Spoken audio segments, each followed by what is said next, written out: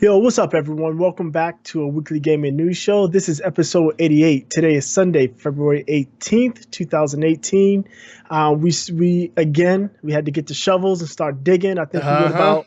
we were about 10 feet deep to get you some stories to talk about today, but we got something to talk about. Yes, we got some stories for you guys. Episode 88. We are coming to you live across all four of your favorite platforms. So if you're watching this on Facebook, shout out to Facebook, YouTube, Mixer, and Twitch. We are live on all four of those platforms. So thank all of our live people that are in the chat for tuning in.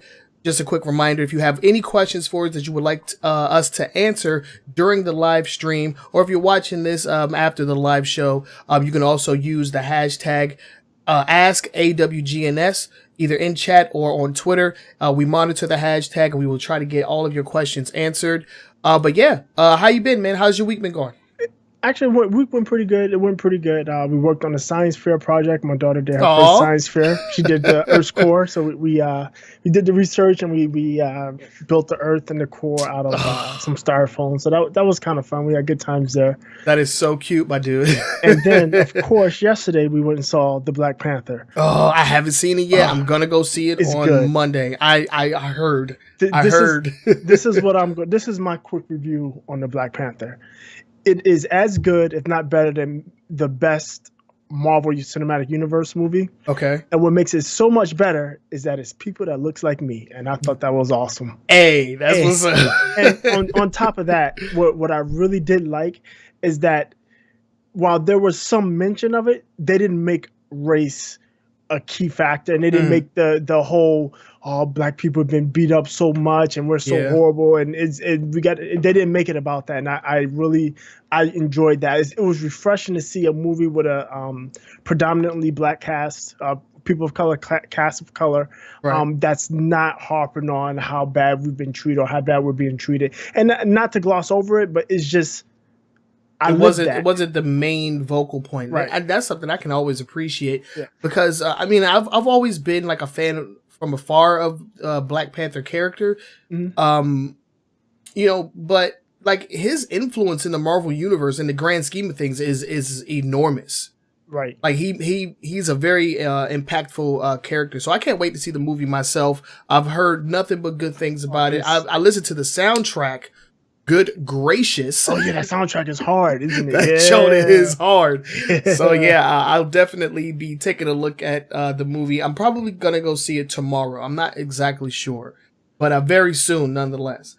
But let's go ahead and get into the show. We have our weekly icebreaker up first, and if you're unfamiliar with what that is, the weekly icebreaker is just a question between the two of us to get a sense of where we are on certain gaming related topics. Sometimes we like to go off the cuff and talk about other things like movies and comic books, but today we're going to keep it gaming centric. And the question that we're going to ask you guys, or we're going to ask between each other, is a favorite, is a local favorite, pastime as you will, and that's the question: what you playing? And this is, I believe, I'm gonna say this is volume 7 because I think we did like volume 5 like 3 times. Yeah, So maybe. I'm gonna go and say this is what you playing volume 7. So Boogie, what you playing? What am I playing? I stepped back quite a bit from Destiny 2. I still get on. I joined a new clan. They're a little bit more active. I tried running with them the other night, a raid. It was painful. But it wasn't the fault of the clan. It was just like one guy that just struggled. Okay. But other than that, I've been playing still Destiny. I started playing NBA Live, NBA Live 18, which wow. I like that game. I like it a lot. I'm still playing Assassin's Creed, and I re-upped my PlayStation, so I started messing around with some PlayStation games. I started a little bit in Horizon Zero Dawn, the expansion, and I actually, for the first time, booted up Uncharted 4. Oh wow. And Yeah, then, for the first time, Jesus. yeah. And then I was also playing the free game Rhyme. That game is actually kind of fun. Oh yeah, I have to go ahead like and download that before it's too late. I Yeah. always say like, oh, I'm gonna get that game. Everybody's talking about it, and then I always forget. So Yeah, you just reminded me. Thank you. Yeah, it's pretty good. I enjoy what I've done with it so far. I just, but the thing is, if you listen to my list, it's like some of everything. so I'm not playing anything, right? Right. So I'm just pretty jumping much. around. Just jumping around. Yeah, not really making any real progress in any Right. of them. Right. I hate when that happens. As far as I'm concerned, I'm playing 2 games total. I am playing Dragon Ball Fighter Z, trying to get good at it. Also, shout out to the new Challenger Discord. They just wrapped up, or I think they will be wrapping up their second tournament hosted by the new Challenger Discord and commentated by Mount Lover. So that is either still going and wrapping. I think they're winners finals right now. So shouts out to those guys. So I am playing that. I do plan on getting the PC version, so I will be participating in the tournaments. Hopefully, I'm praying that it doesn't cut into our time, because they literally wrap up as soon as we go live. Right. So hopefully that doesn't really get in the way. But I do want to participate. I do want to show off some of the skill that I've been learning. If you're in the finals, we'll push it back a half an hour. Yeah. We might have to do Our something. viewers Like will understand. Yeah, right. But yeah, plus we'll be hosting it, so I can actually like showcase it on this channel, right. as well. Also, I've been playing Monster Hunter World. I've been playing a lot of that with our good friend O. Oh yeah. Oh, I forgot. I've played that. I've been playing that as well. Yeah. Like I said, a lot of stuff, not a lot of progress. Yeah, I've been playing that. I've been taking my time with it though, because O, as a veteran Monster Hunter player, has kind of been like showing me the ropes. So instead of me, picking up a character, or not a character, but picking up a weapon and trying to figure it out myself, he's kind of like showing me the ropes. He's kind of like lessening the blow, so to say, because there's a lot to take in with that game. There's a lot going on with that game, a lot with the crafting and searching for resources and stuff. It's a lot that goes with it, and he's kind of lessening that blow, making it a lot easier for me to take in. So I'm enjoying that. We actually have a series that we started that's up on the gameplay channel. So not to plug or anything, but I'm having a great time with it. So those are the 2 main games that I've been playing. And then randomly, I think it was like what's today, Sunday, like on Friday, I just booted up Mega Bomberman for Sega Genesis. I just booted up and beat that game. Awesome. Yeah, so that was fun. I'm an old head, so gotta get my Genesis fix every once in a while. So it's just random games here and there, but primarily Dragon Ball. And I'm playing on the PS4 version, right? And Monster Hunter. We talked about me maybe joining you guys on there, because I have it for Xbox One, and I've been playing with my brother.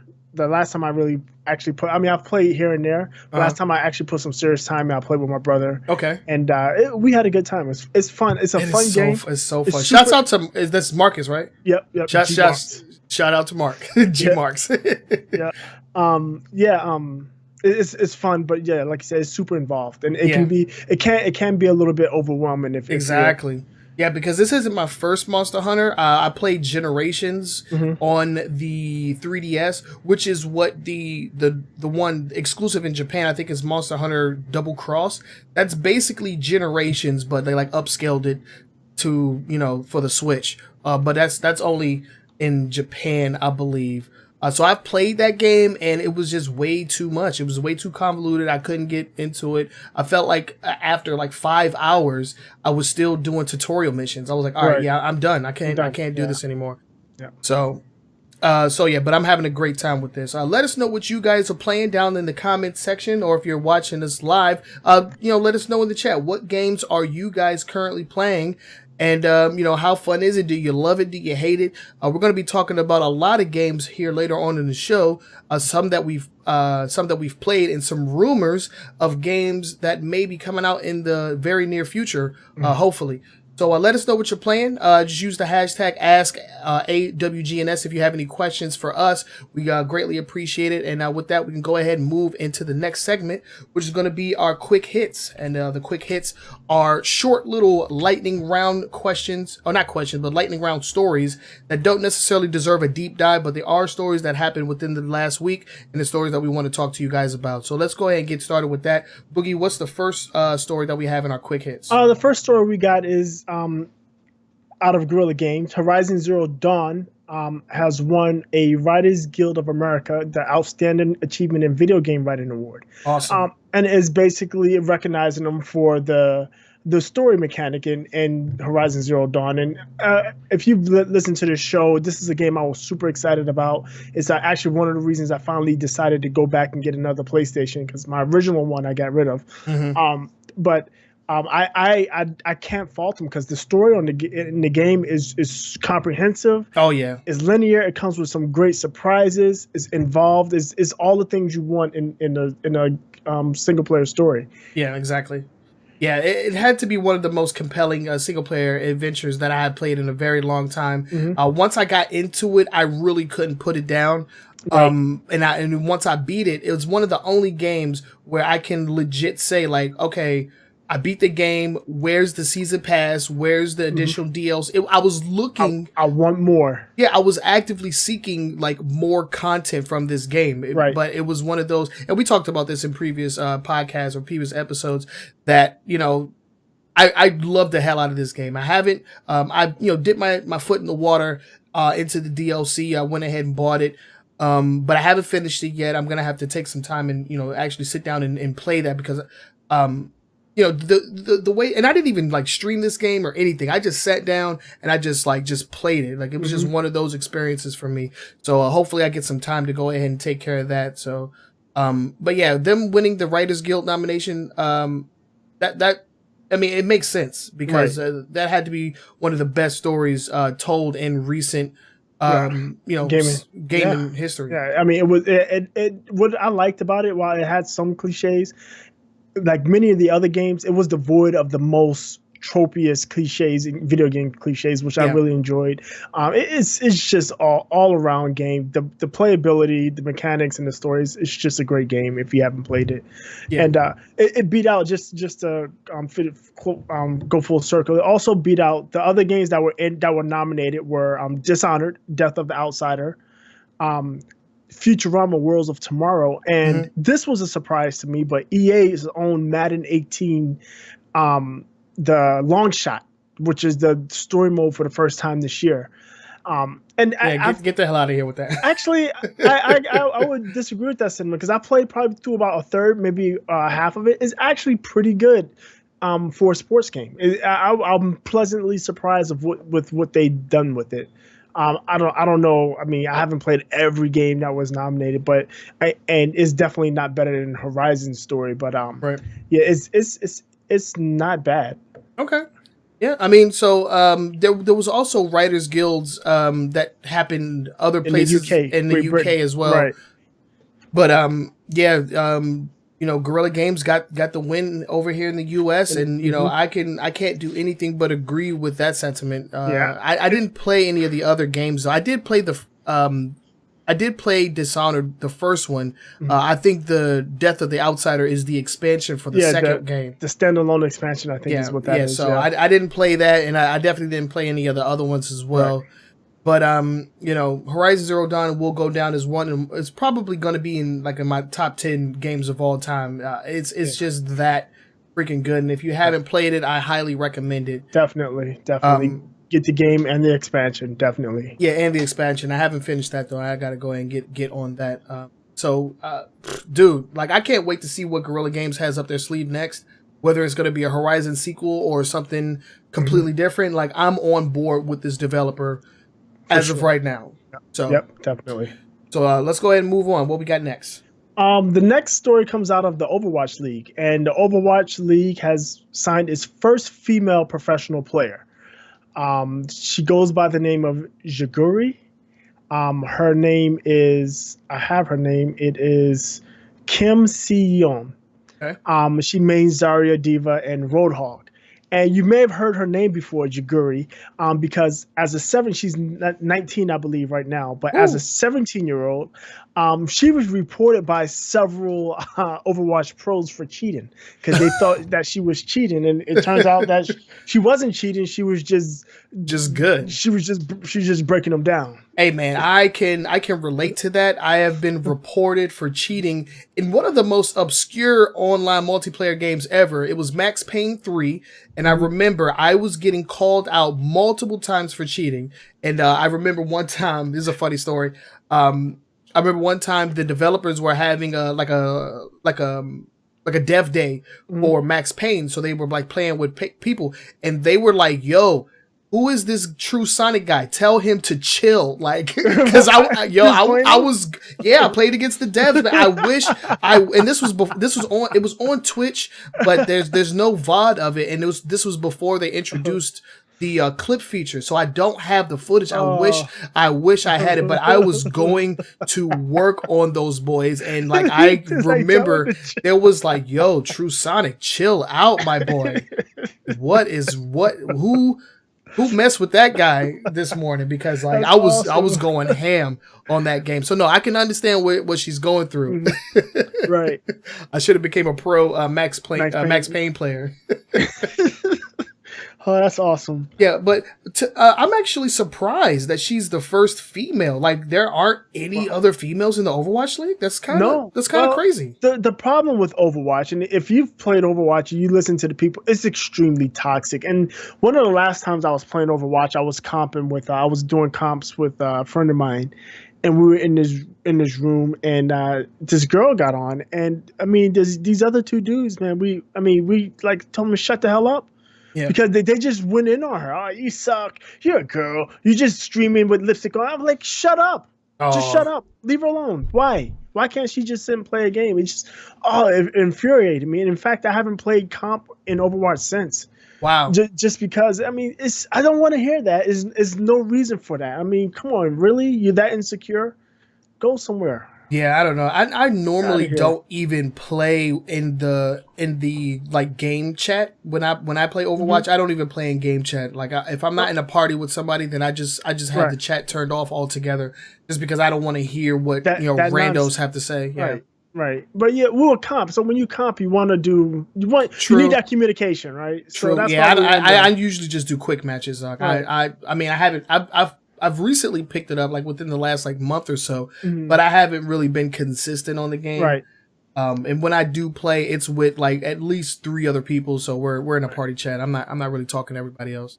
And Overwatch is notoriously bad when it comes to female players. I mean, the people even in quick play, they're just horrible. You'll play by yourself, and I won't have a headset on, but you hear them coming through the speakers, and they're just saying just outlandish stuff. And if they think you're a girl, because sometimes it's just kids like 12, 13-year-olds. Their voice hasn't cracked yet, so it's disgusting. I hate it. And congratulations to her. Oh yeah, definitely. And I mean, it's just a game. There's no physical superiority in there. I mean, anybody can be as good as anybody else. Right.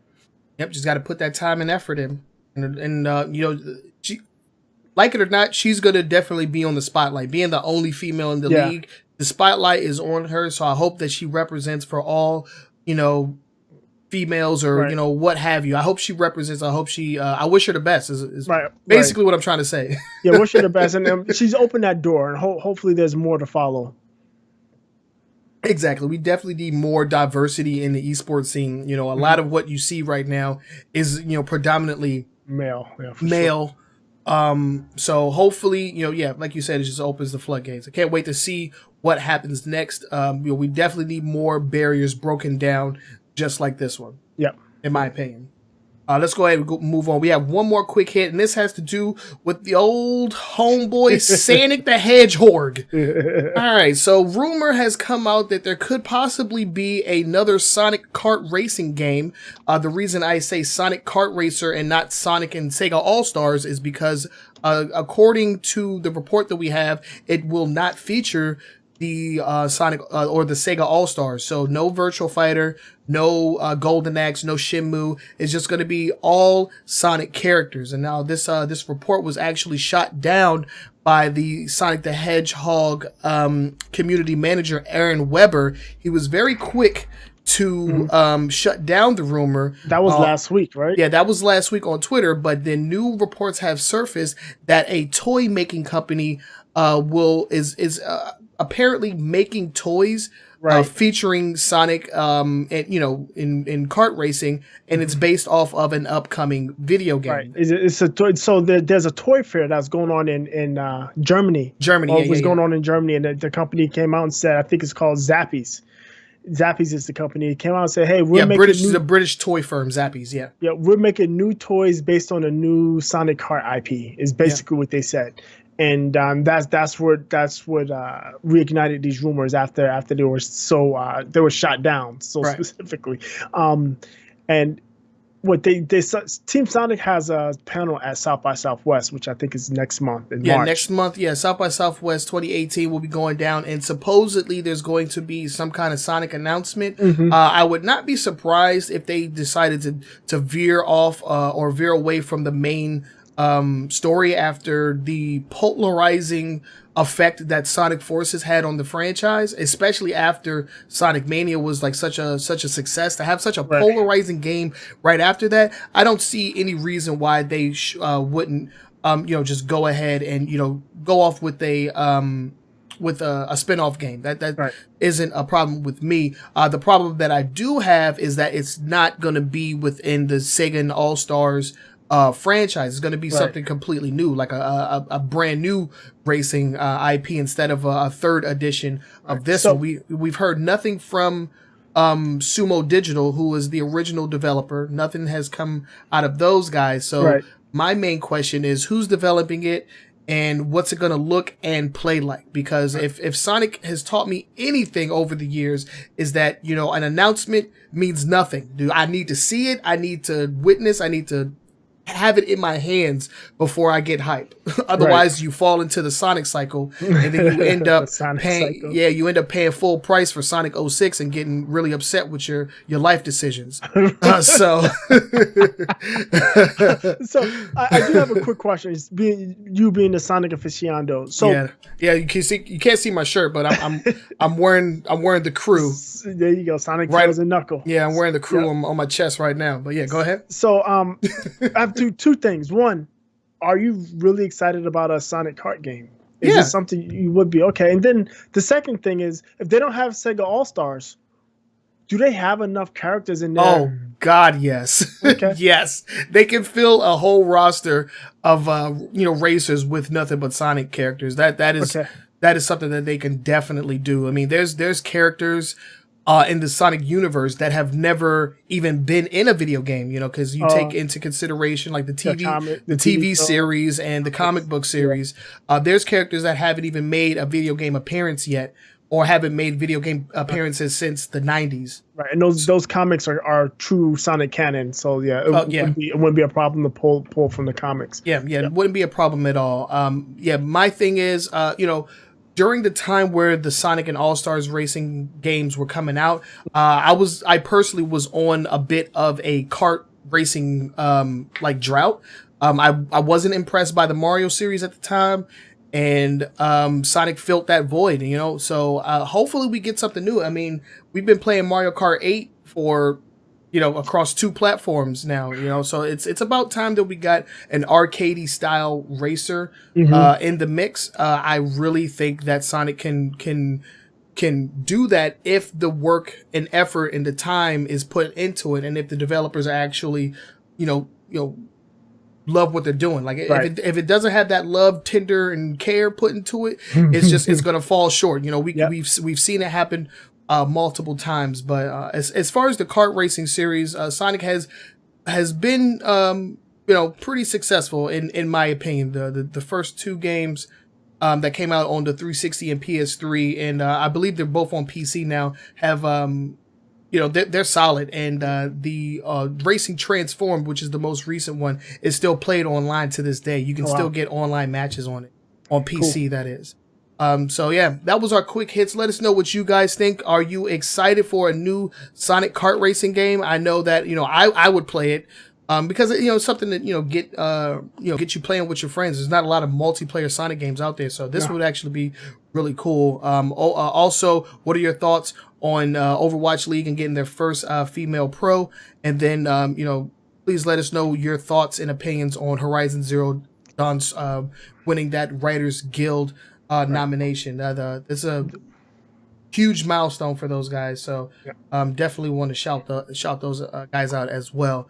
Also, if you are watching us live, we wanted to thank you. We're live across 4 different platforms: YouTube, Mixer, Twitch, and Facebook. If you have any questions for us, you can see it scrolling across the screen right there. You can use the hashtag AskAWGNS, and we will answer questions during our Q&A section on the stream if we gather up enough questions. But if we don't, if we don't get any questions, or if you were watching this after the fact, you're watching us after the live show, you can also ask us questions and we'll get those answered the next time. Just use the hashtag either live in the chat or on Twitter, and we will get those answered to you. So with that said, we can go ahead and move on to the next segment, which is going to be our top 5 news stories for this week. And before we get into that, I do want to give a quick shout out to our sponsor for this show, and for damn near every show. These guys have been sponsoring us for quite some time, and that is the New Challenger Discord. Give me 1 second. Let me bring it up. Man, I love your transition. I'm watching the Facebook feed, man. I gotta say, you are killing it over there right now, my boy. Let me go ahead and bring that up as well. The hell is Bam. Okay, so go to newchallenger.gg if you would like to get good at your favorite fighting game. Currently supporting Street Fighter V, Tekken 7, Injustice 2, Marvel vs. Capcom Infinite in a very, very limited capacity, and the runaway hit Dragon Ball FighterZ. New Challenger GG is the perfect place for you to build that foundation in any fighting game with any fighting game character. They have weekly tournaments. They have coaching either in 101, one-on-one, or in a group environment. And they also have fight nights.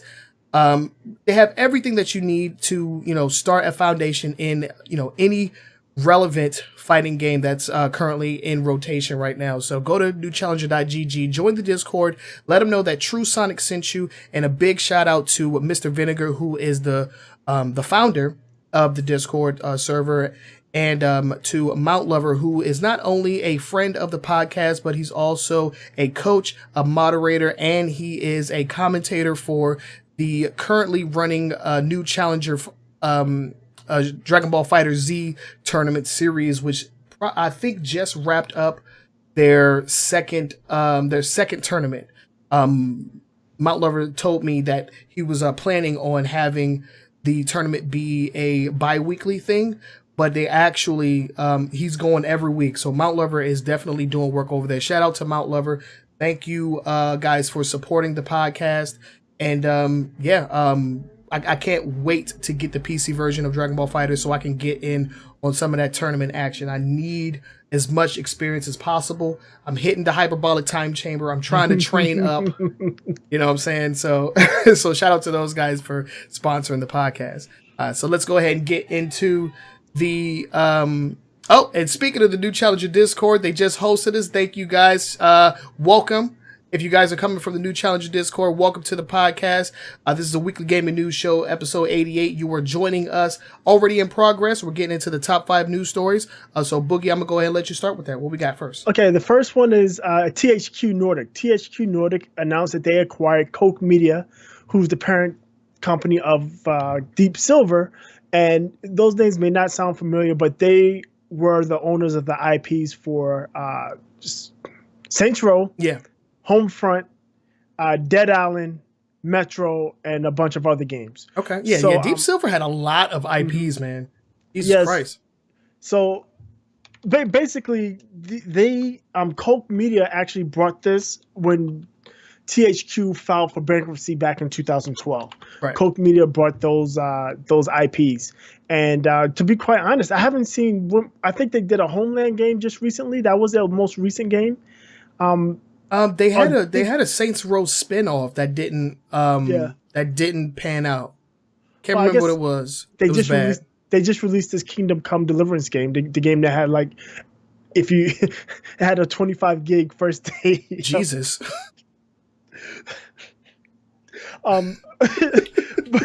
but yeah. So yeah, Deep Silver. So Kingdom Come, Saints Row, Metro, Dead Island. I mean, Metro and Dead Island haven't had a game in years, at least 5 years each. Homeland just had Homefront. I keep saying Homeland. Mm-hmm. That's the TV show on Showtime. Homefront is the game. That's last game was in 2016. and I guess they did Shin Megami too, Shin Megami Tensei.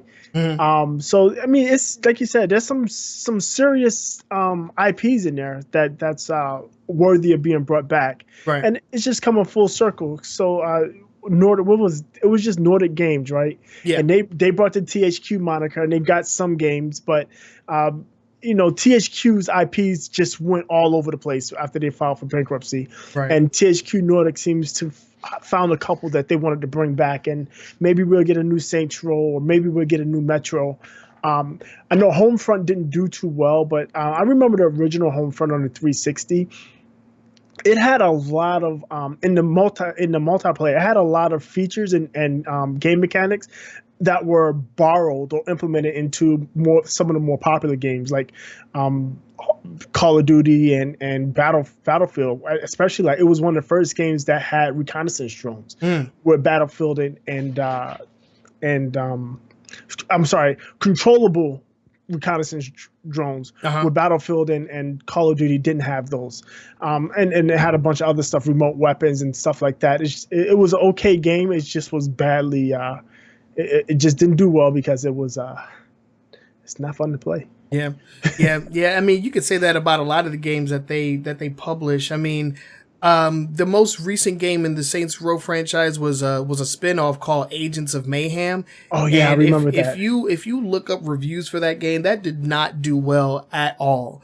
I mean, in the Saints Row series, in itself, I think kind of like fell off after Saints Row the Third. I haven't really touched that series since then, but they do publish.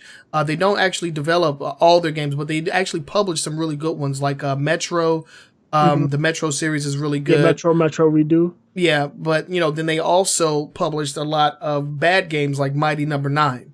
So they're kind of like all over the place. But I can say that I'm actually kind of happy that THQ Nordic got bought back the rights to Saints Row, because that's kind of where they belong. So everything is like coming full circle, and Saints Row is going back home, so to speak. So hopefully they can bring that franchise back, because like back when Saints Row 1 and 2 were coming out, you could easily say that Saints Row and Grand Theft Auto were in direct competition. Right, and they just took Saints Row to this real silly, silly, over-the-top stuff, because, to be quite honest, GTA was eating their lunch, so they took it a bit of a different direction. But some people liked it. It became a cult hit. I know Saints Row 4, I know a couple of people that it's one of those games, like, either you love it or you hated it. Yeah. And the people that loved it, they really swore by it, just because it was so over the top. I don't know. Can they bring a Saints Row back that's serious and not over the top right now? I don't know if that franchise can do that. I mean, people right now expect that over the top gameplay in it, and we'll see. But yeah, it looks like THQ Nordic is trying to piece back together the old THQ. Yeah, which is awesome. When they went under back in, what was that, 2012? When they went under in 2012, I mean, THQ had some pretty notable IPs under their belt, and they, ended up selling them off to, anybody that would buy them. Sorry, we got some drag racers outside my window right now. But with them bringing back Saints Row, and then we previously mentioned that they're going to be bringing back Darksiders. Yeah. With Darksiders 3 coming down the line, I think this is a good move, and hopefully, they can come back with some, with something compelling, even if it is over the top, something that isn't like broken and boring. Right. Or something that's fun to play. Something that's fun to play, because I mean, no matter how silly and over the top it is, Agents of Mayhem and to an extent Saints Row 4 was just an empty void of like just nothingness, and then when you got into the missions, it was a bunch of like madness and purple dildo bats. So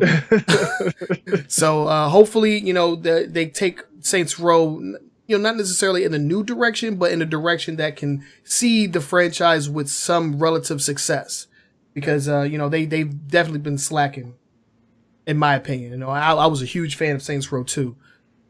But so that's the news coming out of THQ Nordic. Let's go ahead and move on to the next story. But right before we do, I do want to mention that for all of you that are tuning in live, we are taking questions. So if you guys have any questions that you would like to ask us, if you're watching us live, use the hashtag AskAWGNS, and we will answer those questions during our live QA section later on in the podcast. So let's go ahead and move on to the next story. And this is dealing with Valve.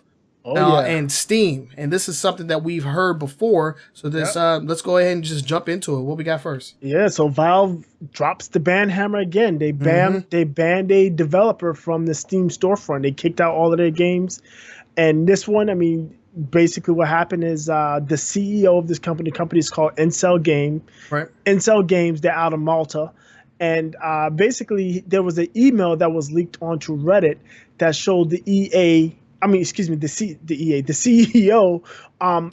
implore employees to buy titles of the game so they can leave reviews. And he didn't specifically say, but he implied to make sure that they were leaving good reviews. So essentially, employees were buying games and boosting review scores on their game. So, and they didn't deny it. They've taken ownership of screwing, what they've done. And yeah, it's just, you can't do that. That's just foul. So not just the game in question was taken down, but like their entire catalog has been removed from Steam. And I think they only had like 5 or 8 titles. It wasn't a lot, but I mean, that's still a problem for a small outfit like this. I mean, if it's a small outfit and you get kicked off of Steam, which is right now the biggest market for PC games, for some it's like the only market. Yeah, exactly. You're taking a huge hit, and Steam has to do this. Valve has to do this. You can't allow developers to pump their games like that, because it is basically false advertising. Yeah, and it's bad for business, and it's bad press, bad PR, and Steam is not about that. They've been taking a lot of hits lately with all of the controversies surrounding studios and the shovelware. They had the issue with the third party like marketplaces for guns, the CS:GO Lotto situation. Right. So, Steam, Gabe, he is not about those games out here. Like no pun intended, but he ain't playing games, So, when the news came out, and you know what, I actually applaud Incel Games for taking it in stride, so to speak. Right. They owned up to the fact that, they were, not necessarily, because they were putting up reviews and I guess that's a problem in itself when, all of the employees have to buy your game and then put a review out. Well, but then they were making sure that they were good reviews. Right. So that's the problem there. The problem, that's 2 problems. One is that the reviews weren't genuine. Right. The second problem is, yes, they were buying the games, but in the email he says to be reimbursed. So he was reimbursing them. Yeah. So basically the company is doing paid reviews. Yeah. And that's a problem. Now you can do that. That actually runs counter of FTC law. That's actually fully illegal. Wow. You can do that, but you have to put in the review that this that I'm an employee. No, that is because that makes it essentially an advertisement. Oh, true. So you have to note it. You have to note it as an advertisement. So it's just misleading, and you can't do that. Yeah. They're lucky that they just got banned off of Steam, and the government isn't coming after them. Yeah, I mean, who's to say that they won't? I mean, this story just broke this week, so there's this could possibly be a follow-up to this story. We'll have to wait and see, but this just goes to show you that in this current gaming environment, this stuff is not going to fly. You're not going to be able to get away with stuff like this. So any small developer or big developer out there that's currently or thinking of doing something like this, go ahead and just put it to rest. Because if the news comes out, then Gabe, he makes so much money. He doesn't need to have one specific studio on his platform. Right. That's why we don't have Half-Life 3. Snap of the finger, and it's gone. Just like my dreams of a Half-Life 3, gone. Exactly. They making way too much money. Yeah. They would much rather have not have drama on their platform than to worry about developing the game. Yeah. worry about developers and pumping out false reviews. You know what game I want to see from them? The hell with Half-Life 3. I want to see a Left 4 Dead 3. That's what I would like to see. Left 4 Dead would be dope. I mean, the developers behind Left 4 Dead did what's it called? That one game. Oh God, with the big old monsters and shit. Evolve. Yeah, that's it. Yeah. Yeah. So those guys, I think they're done. They done, man. Wrap it up, dude. We're out of here. But yeah, let us know what you guys think. Did you guys own any Incel Games titles? I have never heard of this developer before this story. I tried to look into some of their titles. Their most recent one looks to be like a kind of like a MOBA or something like that. I have no idea, but that just goes to show you, no matter how small you are, Gabe will get rid of you.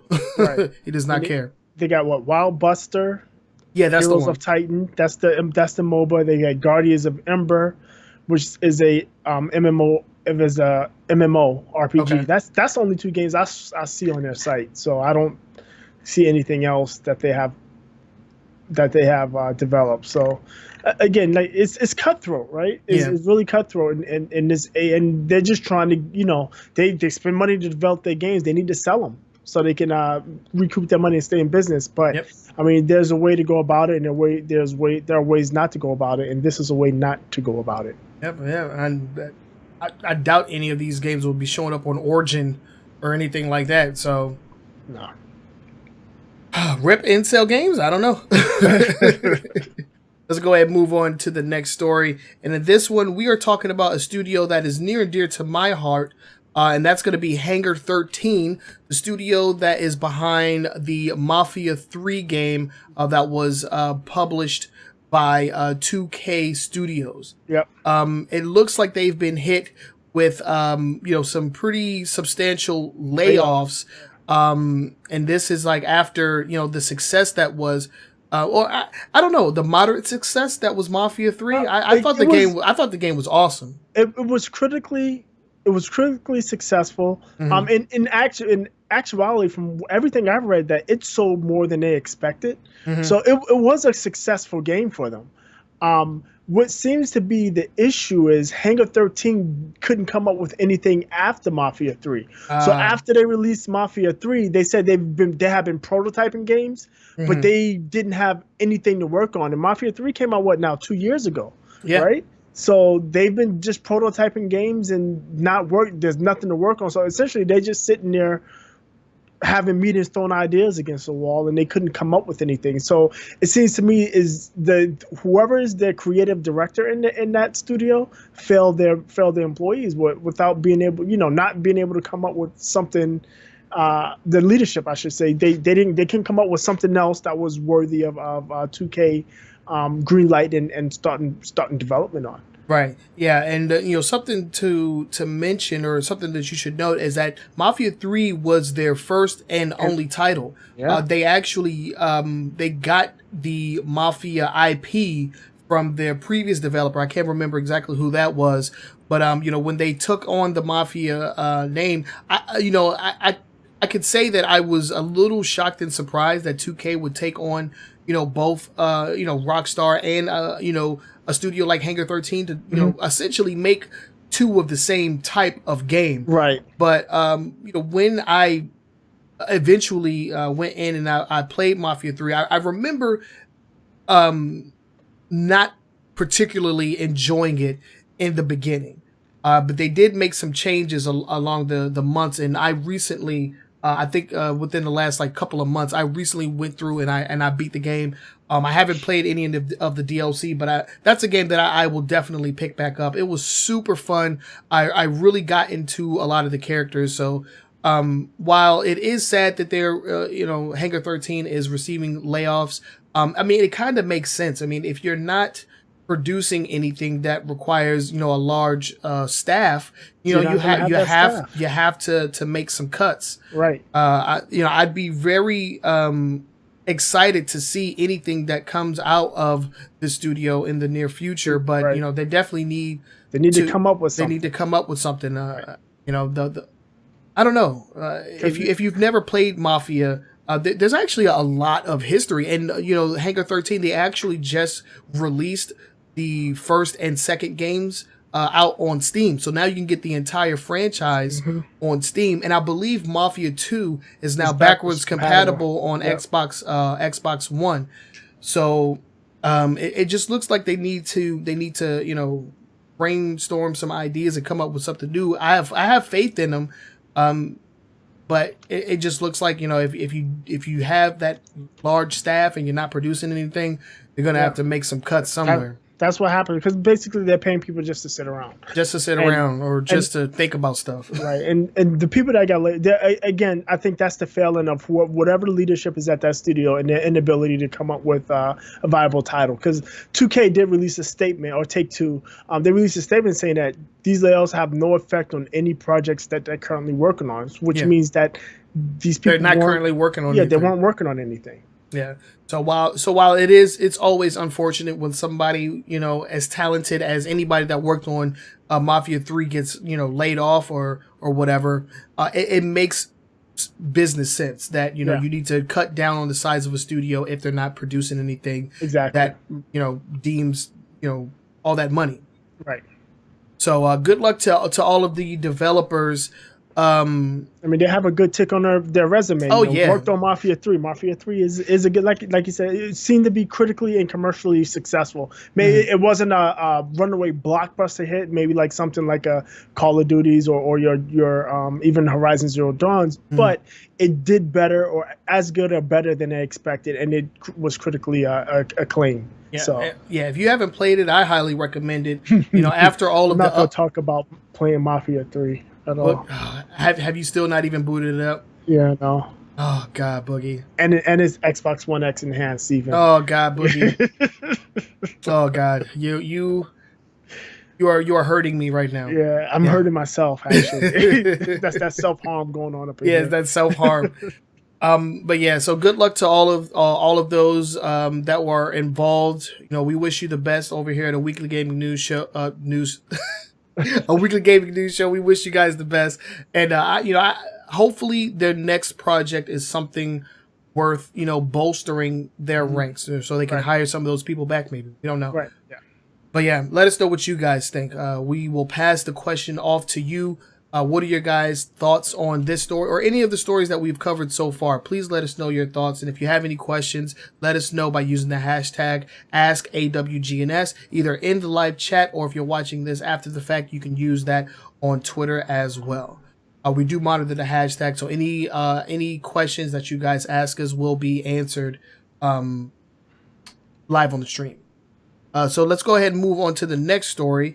And good old EA is back in the news. This one is a doozy. Yeah, and this one is a doozy. So this is actually a rumor, so take this with a grain of salt. But it looks like EA could be in danger of losing the Star Wars IP after everything that has gone down with Star Wars Battlefront 2.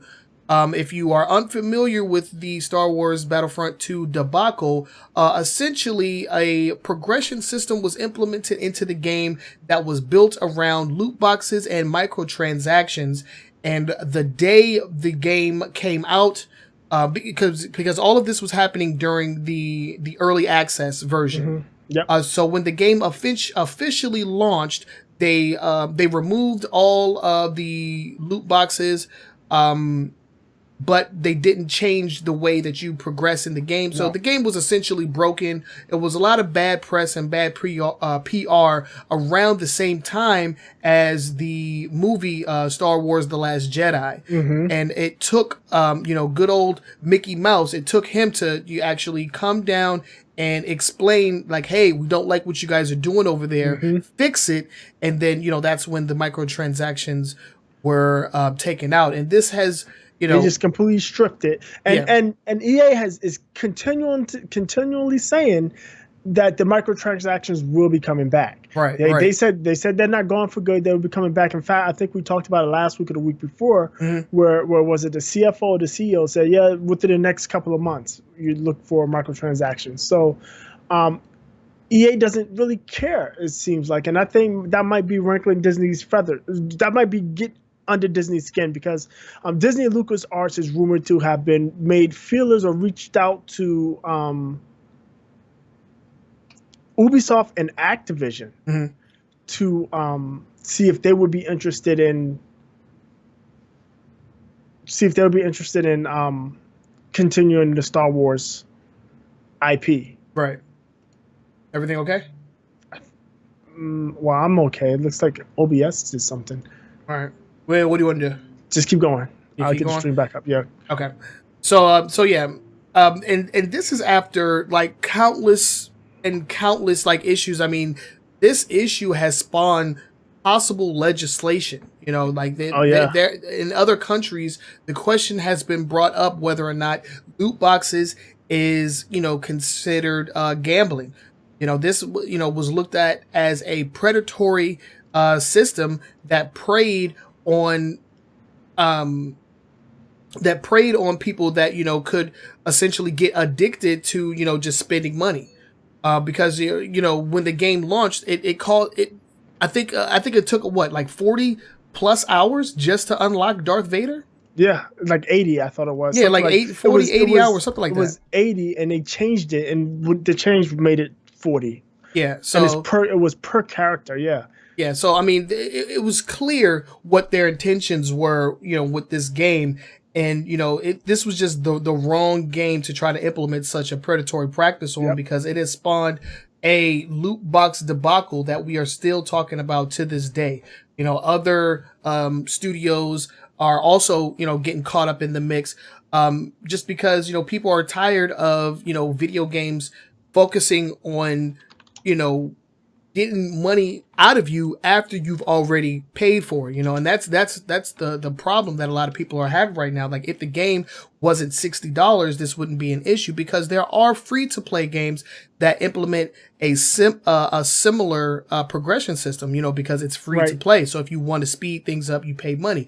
But when you've already paid the money, there should be absolutely no reason why, you know, you need to use money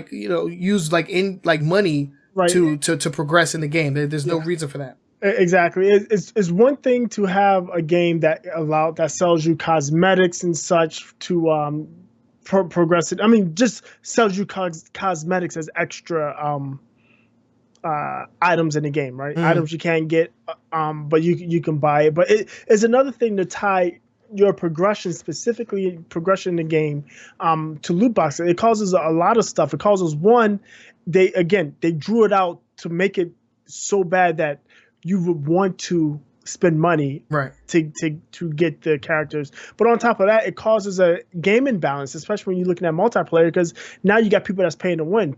Exactly. You know, we call them the whales. Right. You got the whales out there that's willing to pay, hey, I'm gonna spend $100 and get Darth Vader and Luke Skywalker day one. Right. And you know, now they're destroying you, because a player like me or you or anybody that doesn't want to spend the money, maybe they're not just that invested into the game, they got to spend 40 to 80 hours to just catch up to this guy that's got this character. Yeah. So it's unfair. Like you said, it's predatory, and it's a whole bunch of bad. And it's a whole bunch of bad. So yeah, and you know, according to the report, they've been shopping out ideas of, you know, giving it to, like, I think you said, well, who was it? Ubisoft and who else? And Activision. They reached out to, of course, the two biggest the other two other giant players outside of EA. They've reached out to them first, and we don't know if the question is, obviously this is contracted, right? EA and Disney and Lucas have a contract for this IP, but the question is, can Disney just break the contract like that? What are the requirements? I mean, a lot of times when you look at these type of contracts, there are outs, right? If you don't reach certain sales numbers, or if they deem that something you're doing is damaging to the brand, they can pull a contract. So I can say both of those things are in effect with Star Wars Battlefront 2, because it didn't reach the sales and it's been detrimental to the brand. Yeah, I mean, definitely. I'm sure that the Last Jedi movie probably took a bit of it, maybe not significant, but I can guarantee you there's at least one person out in the world that said, I don't like what was going on in Star Wars Battlefront 2, so I'm not going to go watch their movies and blah, blah, and so on and so forth. So Yep. when Disney is looking at that, they don't want anything to do with it. Right. Yeah. So we'll have to see. I mean, I honestly wouldn't want. I mean, I'm full disclosure here. I'm not a huge Star Wars fan. The last Star Wars game that I played was Star Wars Unleashed on the 360. So not a huge fan. So whoever's developing it, it really doesn't affect me as much. But with all the predatory practices that we've been seeing from the other big parties, especially Activision, with their patents to encourage people to purchase microtransactions based on what other characters that are destroying them in multiplayer matches are doing, it doesn't really seem like the Star Wars IP is going to be in a good place. No.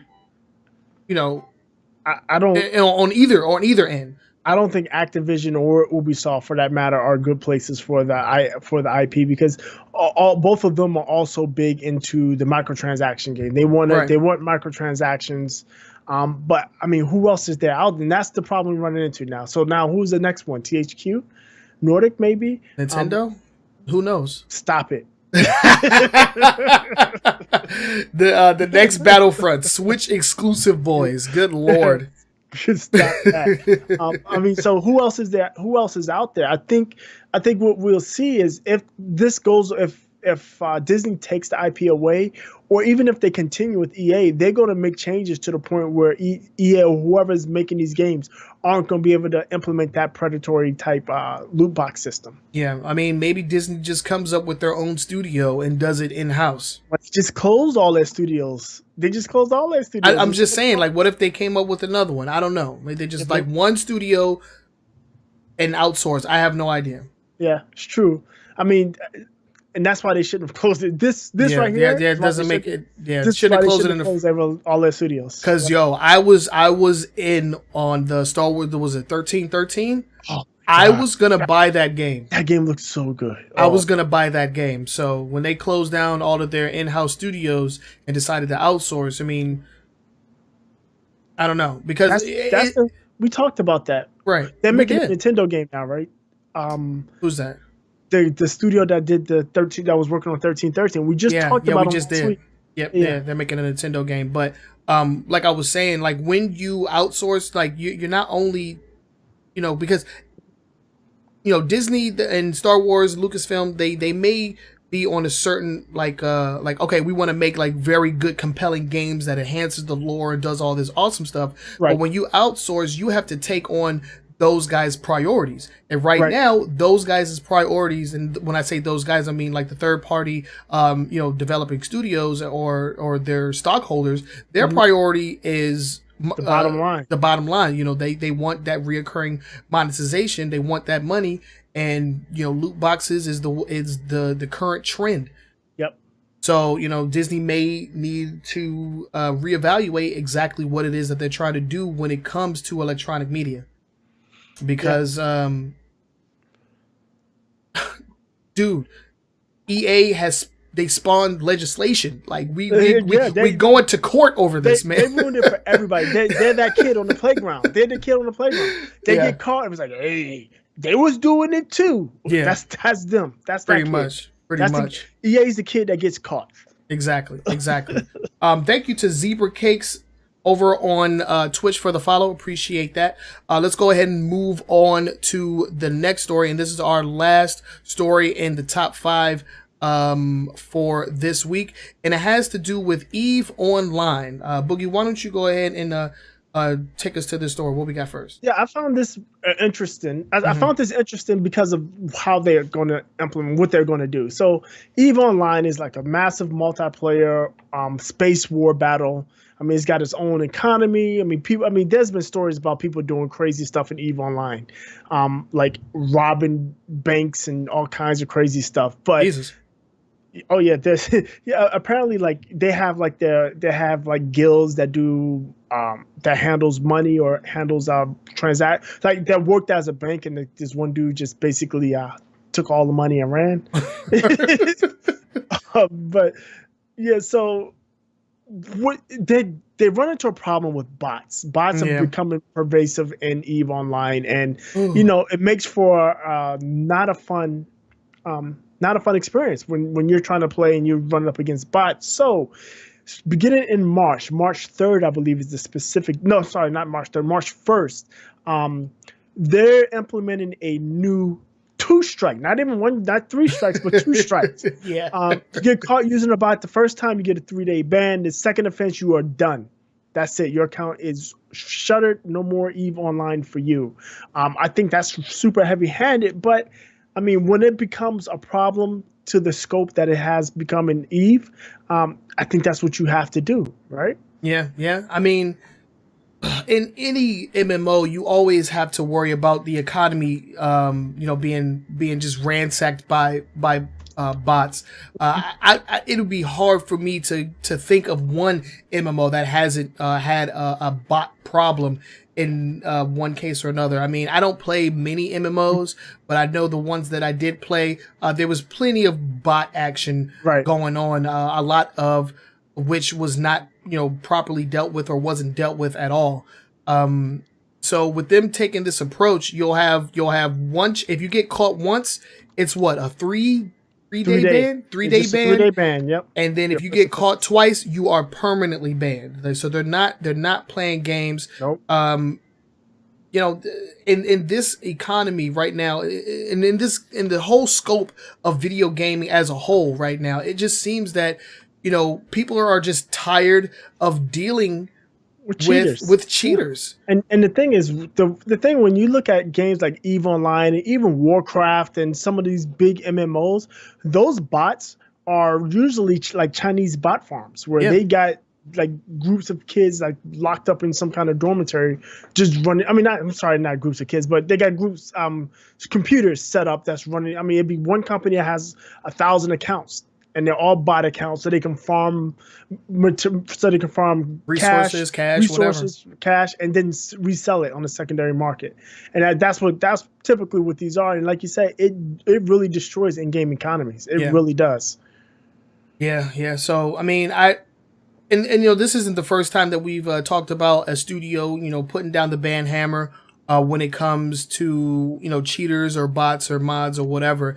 So I can't fault these guys on this. I can't fault the developers on this. They need to take action. Everybody seems to be trying to take action and implement some kind of fix that will permanently get rid of cheaters. But as always, like, you can never.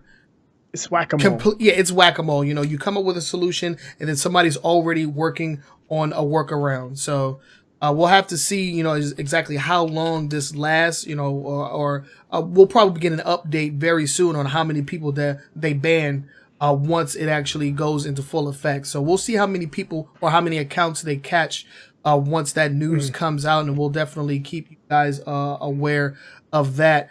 But I mean, I've never played EVE Online. I don't expect to, so it doesn't impact me personally. But I can say that I am happy that a bunch of different studios, big and small, are coming up with solutions on how to get rid of cheating. Yeah, exactly. Because it's getting out of hand, man. Right, and when in today's climate, in today's gaming climate, where they're looking at games as a service as opposed to releasing a new game every other year, when they want games to last 3, 4, 5 years, they have to get rid of it, because if you want your game to last that long, but you have cheaters running amok, it's not going to last that long. So they have to do this. Yeah, for sure. Yeah, they have to. Yeah, they have to.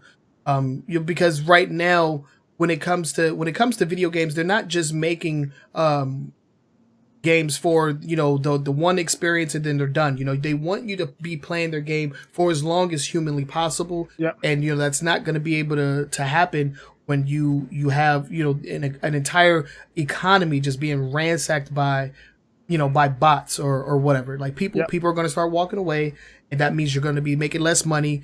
And that's just not where it's at right now. There's enough problems in the gaming landscape to where anything like cheating or bots or mods can just completely demolish the experience for your players. So getting rid of that, I can't say anything else. That's all. That's really all I have to say about it.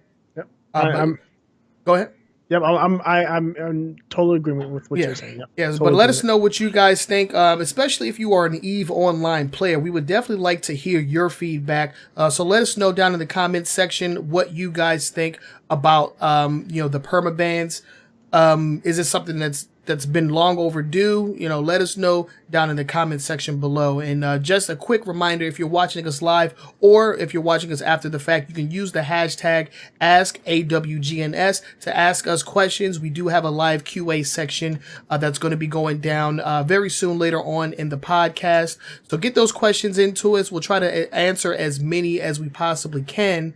But with that said, let's go ahead and move on to the next segment, and that's going to be this week in loot boxes. And we kind of had a loot box style story in the sense of when we were talking about EA, but there's actually another one that we wanted to talk about, and it has to deal with legislation. I mean, and everything kind of popped off, especially in the U.S. when a congressman from Hawaii brought up the question, is loot boxes considered gambling? Mm-hmm. Well, it looks like Hawaii has introduced a loot box bill. Yeah. And go ahead. Take it away. They're dead ass serious. Dead serious. The Hawaiian representative, his name is Chris Lee, introduced, he started talking about it. And again, this started with EA because they put this predatory system in Star Wars Battlefront 2, and because it was Star Wars, because there was a new movie coming up, this actually here in the United States made mainstream. It was being talked about on Fox News, CNN, and everybody, MSNBC. When you're there, you have a problem. And they still in the United States, the quote unquote adults, they look at gaming as only kids playing it. And they're like, oh, they're trying to cheat our kids, and there's going to be charges on their parents' credit cards. That's how they looked at it, and not necessarily looked at it as a way of, well, it's predatory. It's a predatory practice. Right. But anyhow, in Hawaii, they have 4 bills. So that in the United States, there's 2 branches of the legislation. There's the House of Representatives, and then there's the Congress. It's federal, but each state has the same setup. So they introduced the House Bill 2686 and Senate Bill 3024, which will ban the sale of games with loot boxes or loot box mechanics to anybody under the age of 21. And then they also introduced a pair of bills, House Bill 2727 and Senate Bill 3025, that proposes that games with loot boxes have to be properly labeled. It has to be labeled clearly and distinctively on the box, and they have to post the odds of getting items out of a loot box on their website. Yeah. So, I mean, it's 2 things. Under the age of 21, you can't buy a loot box game, and then you have to post the odds. And you may be like, well, why at the age of 21? Because most states, that's the legal gambling age. Yeah. That's where that particular age comes from. That's where 21 comes from, because you have to be 21 in most places in the United States to gamble. Mm-hmm. So when you look at it, I'm pretty sure in Hawaii it's that you have to be 21 if you want to gamble. So if you're going to have a game that has gambling mechanics, you got to be 21 to buy it. Yeah, I mean, and I honestly cannot disagree with any of these proposals coming from from both bills.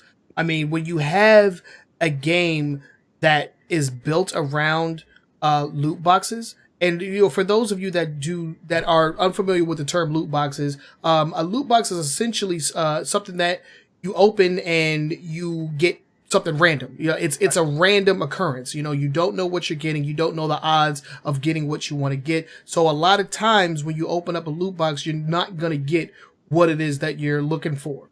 Right. And if your game is based or is if loot boxes is the central mechanic based around your game, like, there's going to be people out there that are going to be just dropping dollars on it just to try to get what it is that they want, and exactly. Some people aren't going to have problems with that, but the people that don't want to, open up mom's wallet and, get her credit card are gonna have, somewhat of a mediocre experience compared to the ones that can just purchase their way through the progression system. And I think these companies are running on a runaway train to the. Remember a couple years, probably a little while back now, it was a big deal with the app stores, right? App stores with these apps with in-game purchases. Oh, kids were taking their phones and taking their parent. The parent gives the kid the phone, leave me alone, but Billy just play on the phone. Yeah, play Candy Crush.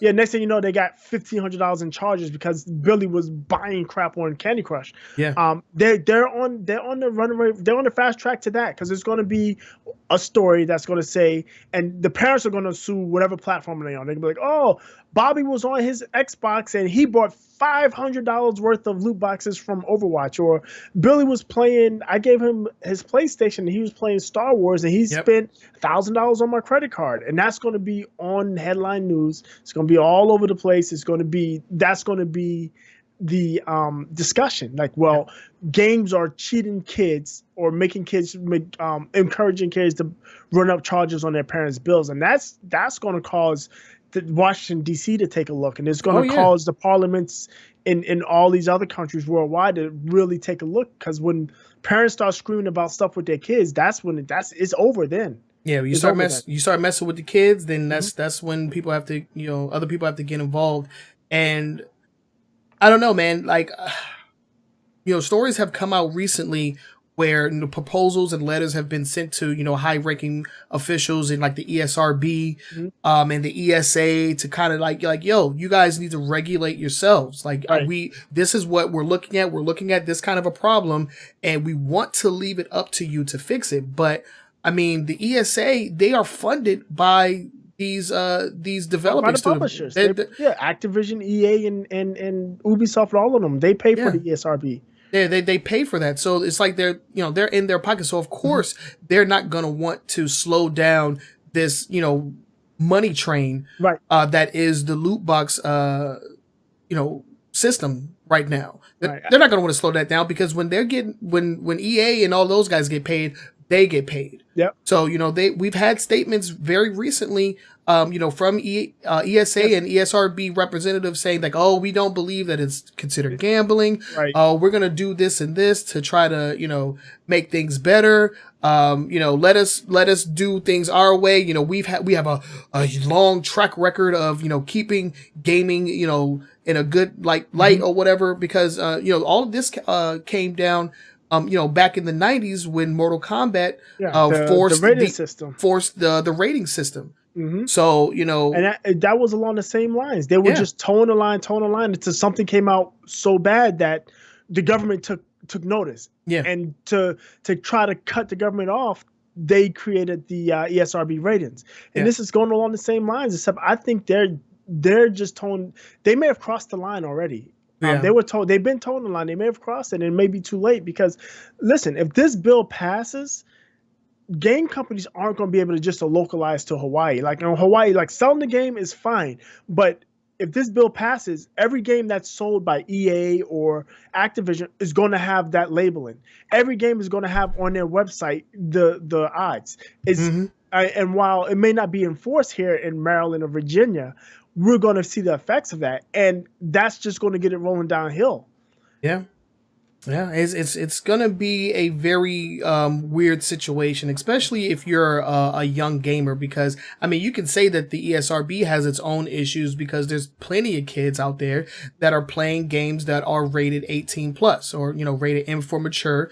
And it's the parents that are giving these kids these games. So there's already issues with the current rating system. I don't know if I am confident in the ESA and the ESRB to handle this in a way that fixes these problems. It might take the government coming in and making some changes, and who's to say that all those changes will be good for gaming? Right, and this is how I'm gonna how I'm gonna equate it. So when you look at the government regulation versus self-regulation. So we look at what ESRB did, right? Yeah. They got the little age. Yeah, the age rating. Yeah. Rating It's a small little box on the side. It's got a letter. It's coded, and it's not explicit. And if you don't really know what you're looking for, you'll overlook it. Like a parent who's just buying games and they don't play games, never played a game, don't know what they're looking for, they ignore the M. But when you look at cigarettes, big as red or black box that says Surgeon General's warning, this is going to kill you. Well, if the government is regulating this, on the big front of that box is going to be a big ass thing that says this game contains loot boxes that cost extra money. And when a parent looks at that, they're going to be like, oh, I'm not paying any extra plus the game. I'm not buying this game. Yeah, that's going to be a problem. Aunt Gertrude ain't having that. Yeah, exactly. going into the GameStop, any game that has that red label on it, she's probably not going to want to pick up.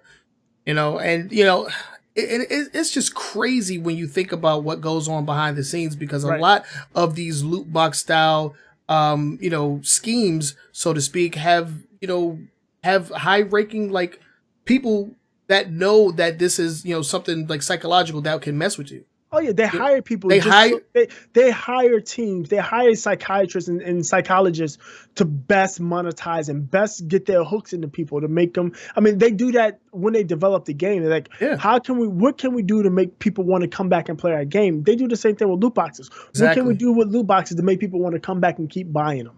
Yeah. It's the same thing. Yeah, absolutely.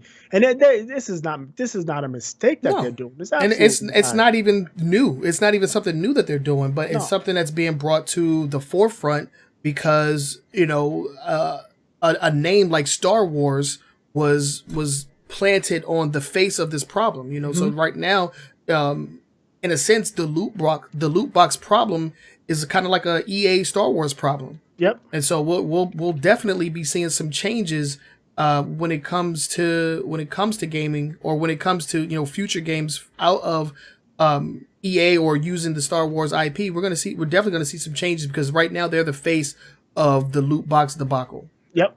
They are the face by far. Yep. The most recognizable, the one that Aunt Gertrude knows about. Oh, the Star Wars. Yeah, I know about them loot boxes. When Aunt Gertrude is hip to what's going on in gaming, you done messed up. You done messed up. That's right. Because you want to keep Aunt Gertrude in the dark about what's really happening. You just want that money. But that was This Week in Loot Boxes. This is a segment that we kind of came together with after the whole loot box debacle started, and this isn't going to be anything that slows down anytime soon. So if there is a loot box related story that you would like us to add to this segment, make sure you hit us up on Twitter. You can also hit us up on Facebook as well. And if you have a question, like I said, I'm going to keep saying it, use the hashtag AskAWGNS and ask us any gaming related questions. If they're loot box related, then they'll most likely end up in This Week in Loot Boxes, and we can have that discussion as well. But as always, I want to pass the question off to you guys that are watching. What do you think about Hawaii and their bills that are being proposed? Do you think these are changes that seem to be in the realm of possibility, or do you think that they're overreaching, they're overstepping their boundaries? This is bad for games. Let us know what you guys think down in the comment section below. I think we can go ahead and move on to the next segment of the podcast. We have a couple of questions from some of our live viewers. Shouts out to all of you that are watching us live across all 4 platforms. We are live on YouTube, Mixer, Twitch, and Facebook. So shouts out to you guys. We definitely appreciate the live audience. And this is something that we wanted to implement in order to better incorporate you guys that are watching us live. So the first question comes from Maury Jin, and Maury Jin is over on Twitch, and he asked the question, what game had their first female pro player? Okay, so you did not watch the beginning of the podcast, though. We don't have any problems going back and retracing that. We'll actually do it now. That way, when we do our final thoughts, we can just skip over that part. But the Overwatch League got their first female player. We talked about this a little earlier. Boogie, do you want to skim over that really quickly? Yeah, just real quick. Overwatch League added their first female player. The Shanghai Dragons added Jaguri, who's a 19-year-old. You may have heard her name before because she was reported by a couple of Overwatch players for cheating. She wasn't cheating. She was just blasting. Yeah, she was just breaking them down. Yeah. But Jaguri, Shanghai Dragons, new Overwatch, first female professional Overwatch player. Yeah.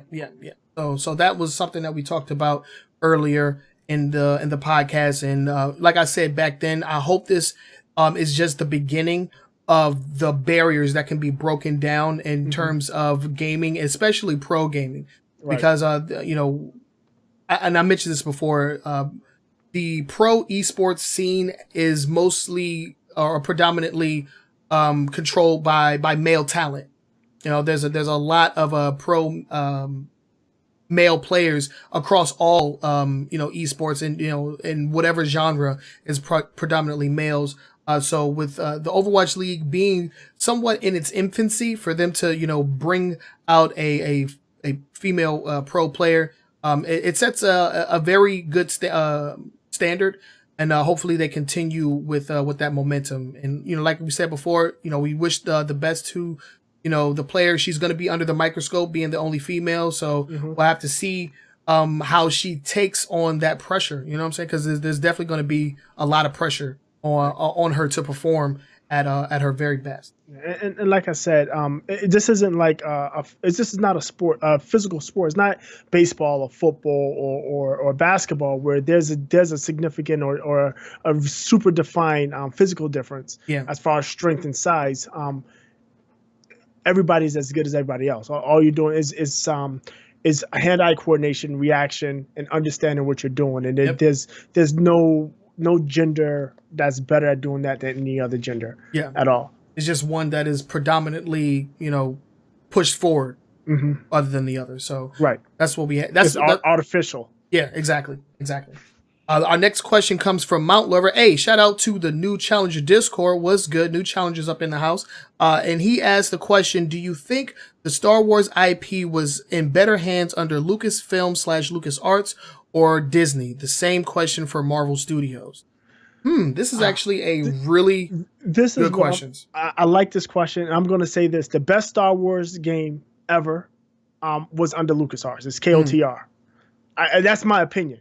Knights of the Old Republic was probably one of, if not the best Star Wars game. I think it was done by BioWare, right? I think that was BioWare, but it was still, I think LucasArts was directed by LucasArts, but I think that's been the best Star Wars game. KOTOR 2 was pretty good. It was almost as good, not as good, but it was almost as good, and it was good in its own right. I think those games were really good. I think where LucasArts kind of, when they went away from that formula, when you look at the Star Killer game, you just talked about Force Unleashed. Yeah, Force Unleashed. And then they tried to jump into the MMO with the MMO Star Wars game. I think that was by Sony, I believe. I think they kind of went off the rails there. But in overall, there's not been a game better than KOTOR in the Star Wars, in my opinion. And Battlefront, in my opinion, is a reskinned Battlefield. Yeah. I mean, from somebody that's on the outside looking in, you can see that especially the first Battlefront was a bare bones attempt at a Star Wars game. And with everything that's happened around the sequel, I'd be hard pressed to say that what's it called? The Star Wars IP is in better hands currently than it was in the past. Because even if you weren't a Star Wars fan, you knew of some very notable Star Wars games. I mean, for instance, the Pod Racer. Oh yeah, the Pod Everybody Racer knows about the Pod Racer game. It's a freaking classic. I mean, you actually sit on, it's one of those like big arcade machines that you sit down, you have to drive. They had the one that came out on the N64 as well, the pod racing game. And then another classic was the one that came out in the arcades where you actually controlled the lightsaber and you had to go up against Darth Vader in that freaking boss battle. Everybody knows about that game. So you'd be hard pressed to get me convinced that Star Wars is in better hands right now than they were under Lucasfilm. No. Because LucasArts didn't really do most of it. I mean, if you look at the list of games, LucasArts was the publisher, and they basically George Lucas is notoriously hands-on, very meticulous. He is a control freak. Yeah. So even though they weren't specifically developing the games, they had a hand in the development of the games. And for the most part, they came out with, like you said, the Pod Racer game was really good. It came out with some classics, man. Yeah. I guess I can't. I will say Kotar. If you haven't played Kotar, play Kotar, and you would definitely like, because essentially it's where Mass Effect came from. Yeah. Because it's Mass Effect before there was Mass Effect. Yeah. It is a great game. And since then, I haven't really seen much of anything that was worth. I mean, there's also, remember, and this is going way back, the X-Wing games, the fighter games. Oh, X-Wing, yeah. X-Wing versus TIE Fighter. Those games were amazing at the time. And they just haven't had a game like that since, in my opinion, since LucasArts has kind of handed off the reins. And it's only been recently, but still, there's just nothing out there that I can say, well, LucasArts gave this up, but this Star Wars is in good hands. It's not. Yeah. And as far as Marvel Studios, I mean, that's a difficult question to ask, because I don't really think Marvel Studios is in a super unique situation that they weren't already in. Marvel Studios themselves, gave out their IPs to just about anybody, and the same seems to be going on now, but in a very limited capacity. They're not just giving it out to anybody. They're being very particular on who gets a hold of the IPs, because there are some stinkers that came out before. Disney reined it in a lot. Marvel was, I mean, they were a comic book company. They were nearly going bankrupt. Stan Lee was like, one for you and one for you, and you want Spider-Man? He was just throwing them out there. Oprah with the IPs. Just giving them out, because he was more, and it wasn't like he was like, he didn't care.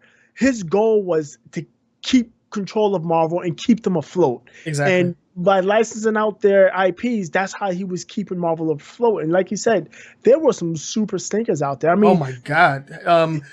One of the biggest stinkers, in my opinion, was the Iron Man game that came out around the same time as the first movie. I mean, you can say the same thing about some of the Spider-Man games. Spider-Man 3, based off the Sam Raimi films, the Amazing Spider-Man games. A lot of people don't really care for those. I mean, the Amazing Spider-Man 2 was a stinker, in my opinion. X-Men Destiny, that was probably the worst X-Men game I've ever played, and it's been the last one to come out on consoles in a very long time. Right now, Marvel Studios is really doing a lot with mobile games. There is a ton of mobile Marvel games right now. One that just recently came out. Yeah, it's like an MMO type game. Yeah, I think it's out in Australia now only. It hasn't released in worldwide yet. I think it's like in an extended beta. But I mean, if you change your region code on it's an Android iOS app. If you change your region code, you can get it. But apparently, this game is like out of control great. Yeah, I mean, there's a lot of people that got early access to it. So there is some like videos and footage, and we were talking about it before.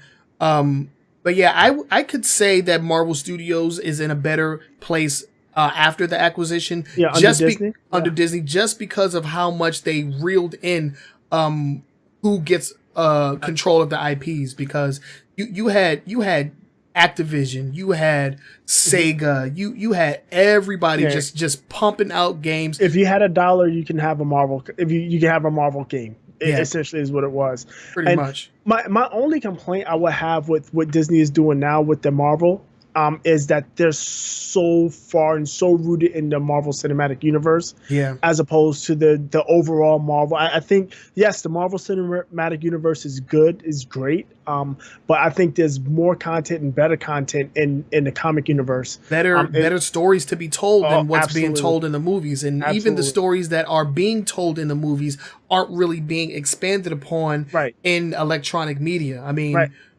And it's just, I feel like it's a super lost opportunity. But the games that they have been showing out since the acquisition, I mean, the Spider-Man looks like it's going to be great, and it's its own unique story. You have it's not even Peter Parker, isn't it? Miles Morales? Am I not? No, it's Peter. It's Peter Parker. Okay. Miles is in the game though. What did I see with Miles? Oh, that Spider-Man. Movie. Oh yeah, I gotta watch that. That's that CG awesome. movie. That's gonna be that's gonna be dope. That's gonna be killer. Yeah. But yeah, I could say that Marvel Studios is in a better place right now. You know, they reeled in just who gets control of their IPs, and so that in itself is a good thing, because while there has been some good games, especially back in the 90s. I mean, you had some arcade hits like the X-Men game made by Konami. And the Ultimate Alliance games. Ultimate Alliance games. That was Activision. Activision, yeah. The same thing goes for the X-Men Legend games. They're kind of like the predecessor to the Ultimate Alliance series.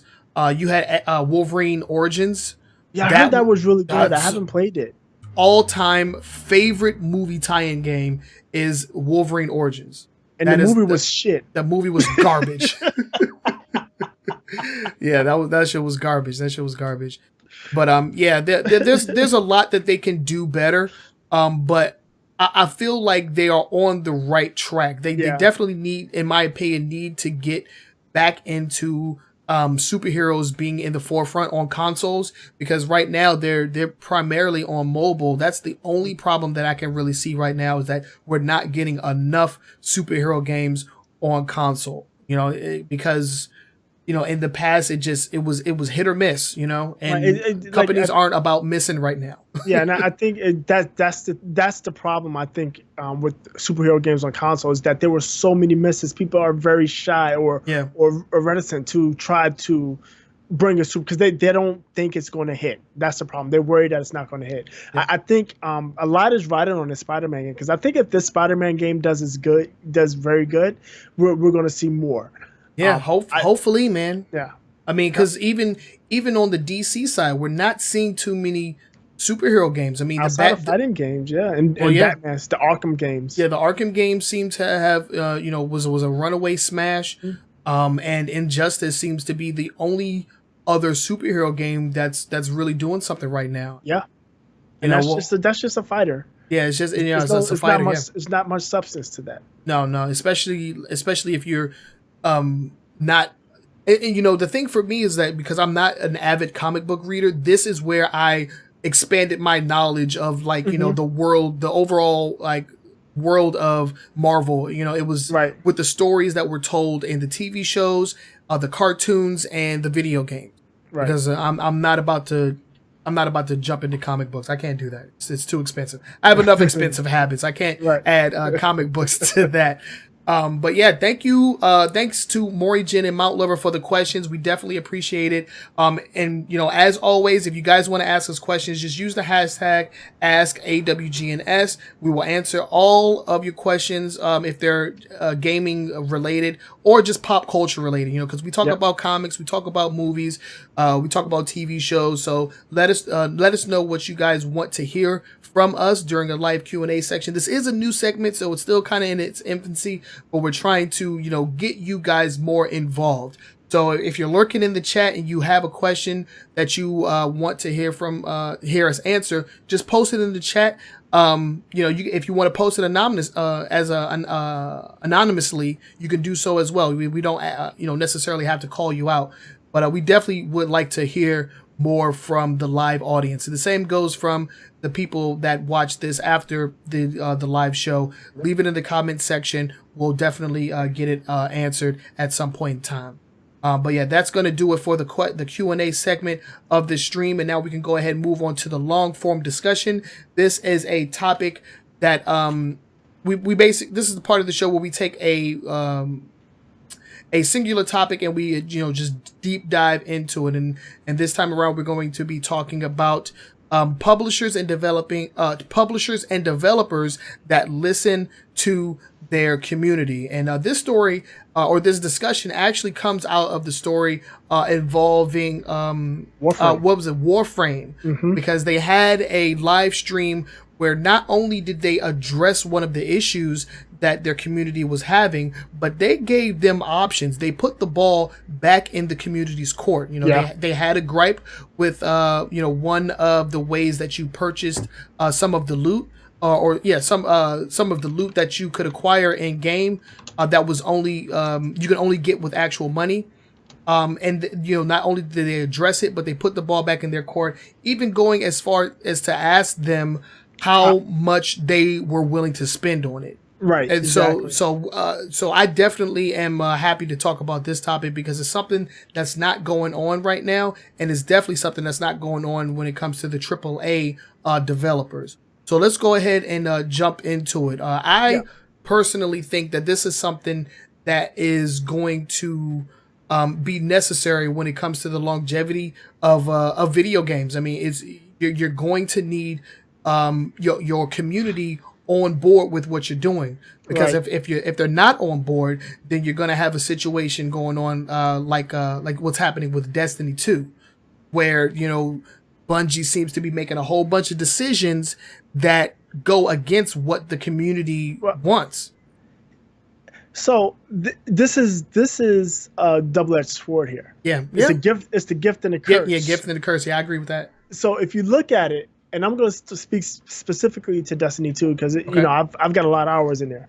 So the problem I have with this is if you go to the Reddit forums, you go to forums, you listen to Twitter, there's thousands and thousands of Oh posts of God, yeah. Destiny 2 sucks. Destiny 2 doesn't do this. They need to do that. They need to do this. They need to do that. But if you take a real deep dive into what's being said, you look, there's maybe a dozen or two posters posting these thousands and thousands of complaints. So it's the internet idiom where 1% of the population is 99% of the dissent on the internet. So that balance is really, really it is difficult to make because you have 1,000 posts that's made by 20 people, but there's also, and this is true within life in general, people don't say anything unless they're going to complain. You go to a restaurant, a waitress will tell you, nobody ever says anything to me unless they're complaining.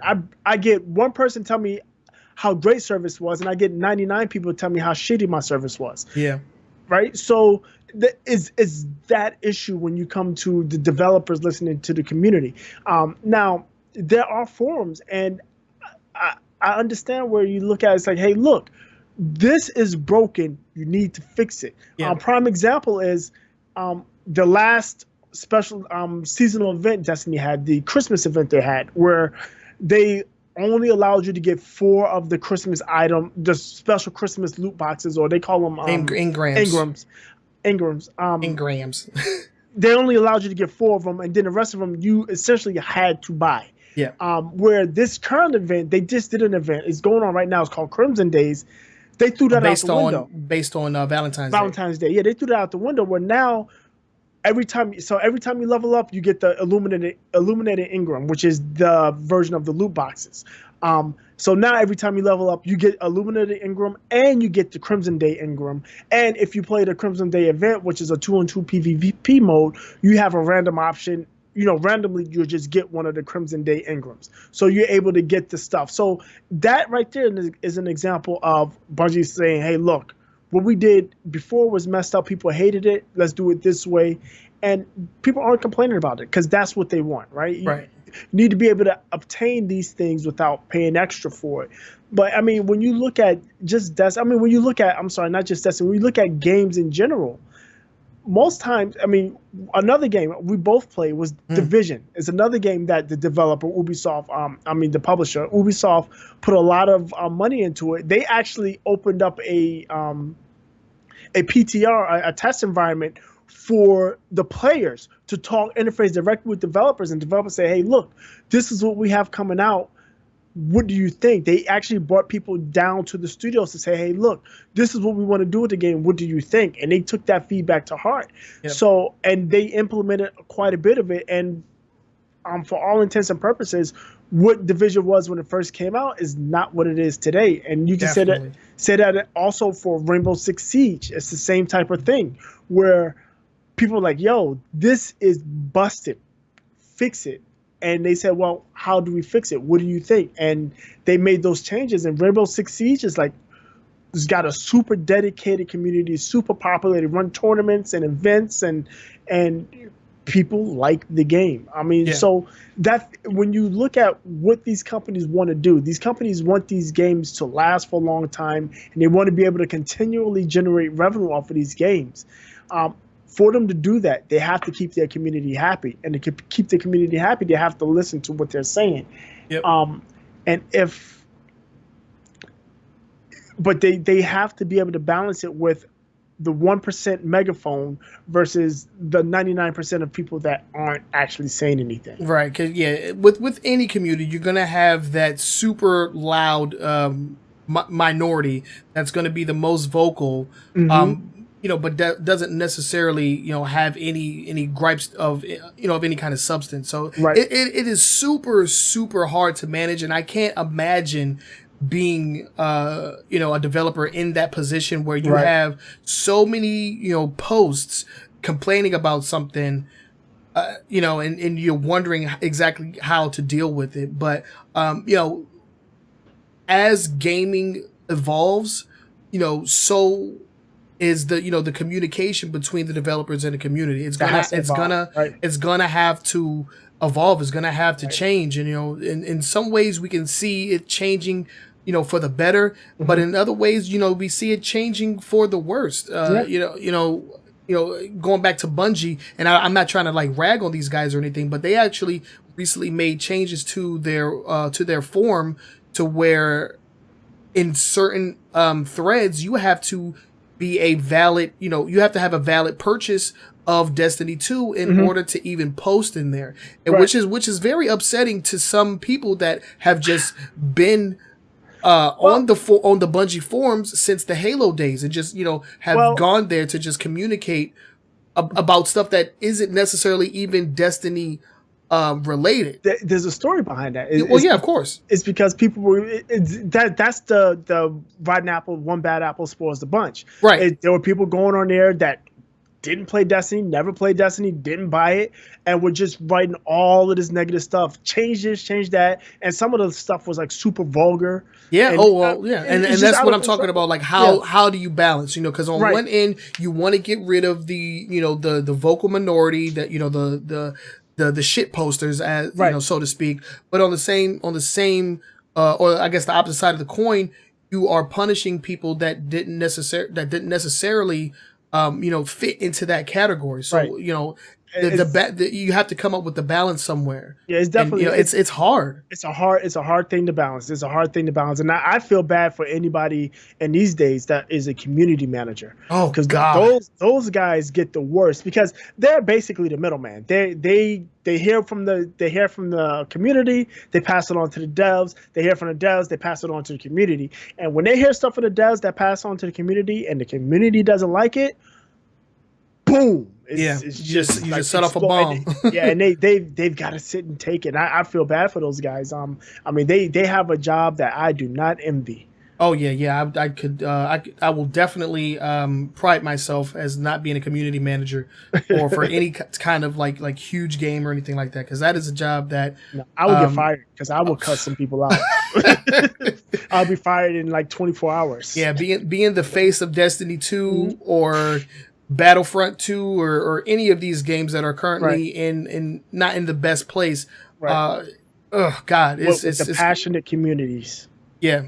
Those are the hardest ones to deal with, because the thing is, they're not, for the most part, these communities, they aren't bad people. They're just they have something, they got a game that they really are like, wow, this game is great, I love it, and I do not like what's happening. I want to play this game, but I'm not having fun because A, B, and C, and they need to fix it. And they get really, you get upset about it. One of the big things in Destiny was the Lost Sector farm.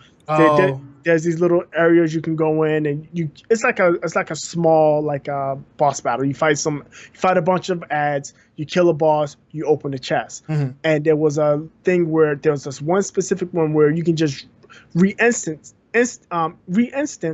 and the chest will come back. You won't have to fight anybody, so you can just basically farm that chest and get items.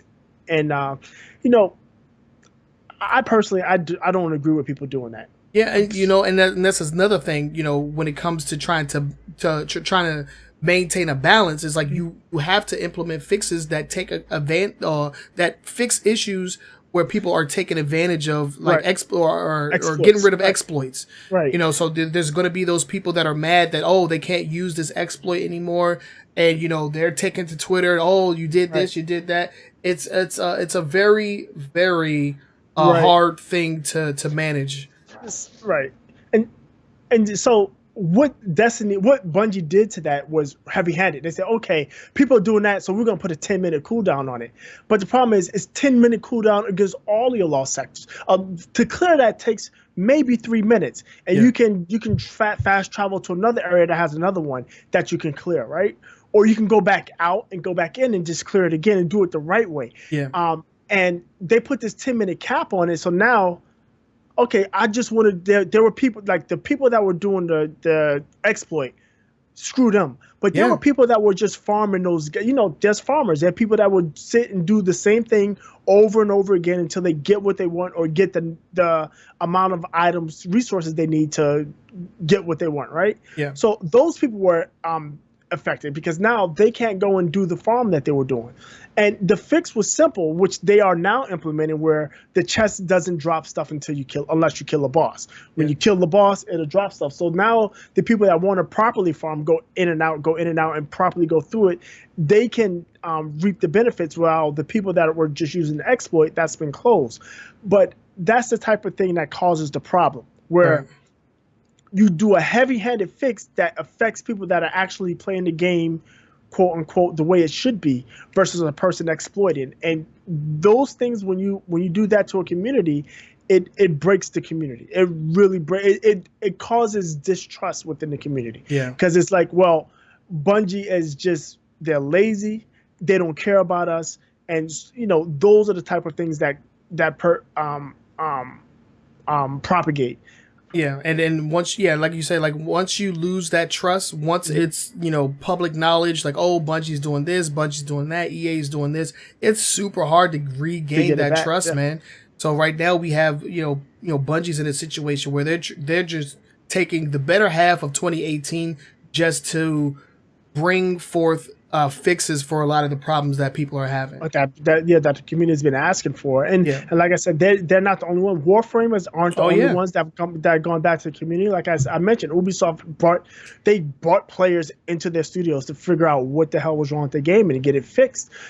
They're working again. Another Ubisoft title, For Honor, is another one that they've reached out to the community and said, hey, we know this is the problem. What do you want? And the community overwhelmingly said, what?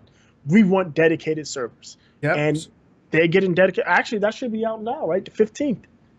Oh yeah, just came out. But we're gonna have to do our annual For Honor match where we get wrecked and then stop playing. Get that annual For Honor ass whipping. Get that take that annual L in For Honor. Yeah, that's gonna be fun. Can't wait to have that happen. But before we close out of the long form, I do want to give a special shout out to Neon Nazgul over on Twitch for the follow. Thank you for that. And also Kenny Wayne over on Facebook. Thank you for the like over on Facebook. You guys are awesome. Thank you all for tuning in, and we hope you guys are enjoying the show. With that said, we're going to go ahead and close this out, the long form. Let us know what you guys think. What are some of the pros and cons of the current publisher, developer, gaming community situation? Let us know what your guys' thoughts are on that. And we're going to go ahead and move on to the next segment, which is going to be our final thoughts. This is the part of the show where we kind of just retrace our steps, go over some of the stories that we talked about today, and just kind of give our final two cents on those topics. So, Boogie, I'm going to let you go first. What are your final thoughts? Congratulations to the guys over at Guerrilla Games. You definitely deserve that award. We talked about Jaguri. Hopefully there's more players coming along the line. Sonic Kart Racing incoming. I don't really have thoughts on that. No thoughts. THQ, hopefully we'll see more Saints Row and maybe a new Metro. I think personally they should reboot Saints Row to be more serious game as opposed to the clown show it is now. Maybe. Valve dropping the ban hammer. I mean, they have to. I mean, they have no choice. Mafia 3 Studio, Hangar 13 taking the layoffs. I feel bad for the developers because they did a good job. From everything I've read and heard, they did a good job with Mafia. You need to play it. Yeah, I do need to play it. It's collecting digital dust. But yeah, I blame that on leadership, not being able to bring a new project for their team to work on. That's what caused that problem. Right. EA, I think Disney should just don't talk about it. Just do it. EA doesn't deserve it. EA does not deserve Star Wars. I don't want to see it go to Activision at all. No. Ubisoft maybe, but Activision or EA, they are definitely they don't care about anything but the dough. Let's go Nintendo. Give them a chance, man. We need Stop, those stop. Switch exclusives, man. Let's go. Stop it. Just stop it. EVE Online, again, the same thing as Valve. They have to do it. They have to do it. Especially with a game like EVE Online, where the economy is a major part of the game. When you have bots ruining and affecting the economy the way they are, you have to get rid of them. And then the Hawaiian loot box bills. Listen, again, we talked about this months ago when what's his name, Chris Lee, right? Yep. He weeks ago, that was the first shot over the bow. This one is a direct hit, and there's going to be more coming. I mean, it's going to sink that loot box ship if these companies keep being implementing these predatory systems. Yeah. I mean, and I mostly agree with you on most of these stories. I will say that when it comes to the Overwatch League and their first female player, like this is something that shouldn't. I don't know, man. When it comes to this type of deal, like it actually surprises me when I hear this kind of thing. You know, in 2018, this is our first female player. Like I feel like these are barriers that should have been broken down years ago. I mean, we talked about something similar with what was it? 2K getting like the WNBA for the first time. Oh yeah, no, that's NBA Live. Oh yeah, NBA Live with the WNBA being like fully implemented into the game for the first time. It's like, what? Like I don't play those games, so I don't know. Right. But when I hear it, it's like that wasn't already a thing. Like, you know, these are barriers that need to be broken down in their entirety. So I hope that, you know, female players and, you know, female teams and gamers, or, you know, all over the entire spectrum, are implemented in a more permanent basis, you know, because it's something that is needed. It's something that, you know, should already be there. As far as the Sonic kart racing, I want to know who's developing it, because if it's not Sumo Digital, then I don't know, man. And, you know, Sonic is in a very weird place right now for me. And, you know, I am a fan. Check the t-shirt. Okay. Check the t-shirt. I am a Sonic fan. So, I'm very hard pressed to know what's going on behind the scenes, because if, you know, I said this earlier, if, Sega and Sonic Team has taught me anything, it's that I need to play the game myself before I get hype. I am not going to fall into the Sonic cycle yet again. So we'll have to wait on that. That's South by Southwest is happening next month. So we'll definitely be talking about that once that goes down. It's good that THQ Nordic is bringing Saints Row back under the THQ moniker. Hopefully they can make the necessary changes to make Saints Row more than just a meme fest. Because that's essentially what it's broken down to, especially after Deep Silver acquired the title back in 2013. 2013. 2012, 2013. Yeah, something like that. And Valve bringing down the ban hammer, and, you know, to an extension, EVE Online bringing down the ban hammer. It's what they have to do. The bad press is not good press. In this current gaming economy, it's not good, you know, because when you have bad press, that means you're losing money, and in gaming, losing money is something that you don't want to do. Nobody wants to take risks, and nobody wants to lose revenue. It's hard enough to get it as it is, in my opinion. Hangar 13, you know, shouts out to those guys. Hopefully their next project gets greenlit very soon, you know, whenever they can come up with one. But it only makes business sense that they would scale down on the sides of their team, because, you know, they aren't working on anything. So, you know, that only makes sense. And EA, I agree 100% that they do not deserve the Star Wars IP. It would be better for Disney to shop around and, you know, see who deserves it. Similar to what they're doing with the Marvel IPs, because, you know, they have who was it? Insomniac Games is currently working on Spider-Man right now, and it looks like it's going to be something special. It looks good. Yeah, Insomniac has got a good track record. Yeah, they have a good track record. So, Mickey Mouse, you might need to reevaluate what it is he wants for the for Star Wars IP, because EA, their number one priority is reoccurring monetization. So, what is Guerrilla Games working on right now? I don't think they're working on anything. Nothing that they have announced, though. Guerrilla Games. Guerrilla Games. Awesome, yeah. That I would play that. And as far as the Hawaii loot box bill, nothing that was portrayed in those bills seems out of the realm of possibility for me. I think they're all pretty straightforward changes that need to happen. But, with anything that happens with the U.S. government, give them an inch, they could possibly take a mile. So they're going to take a parsec. Yeah, they're going to take a parsec. they're going So, self-regulate, or they're going to do it for you. And, that's what it's all boiling down to. Also want to give a big shout out to the guys that asked us questions for the live Q&A section. Maury Jin, who is a Twitch subscriber. So thank you for that. And also Mount Lover, who is a homie of the podcast. Shouts out to New Challengers. You guys are awesome. And I think we can go ahead and start wrapping this thing up. If you want to see more of us, make sure that you check us out on Twitter and on Facebook. On Twitter, we are at AWGamingNS, and Facebook.com/AWGNS, or you can just search us up, A Weekly Gaming News Show. We're also on YouTube. Make sure you check out our YouTube channel, because Boogie does the Weekly Gaming News 10 and 10, which gives you a short snippet into the stories that some of the stories that we will be covering on the live show. And if you're not watching us live, we go live every Sunday at 7 p.m. Eastern Standard Time across all 4 platforms, YouTube, Mixer, Twitch, and Facebook. So if you want to, make sure that you follow us. You can keep track of what we're doing.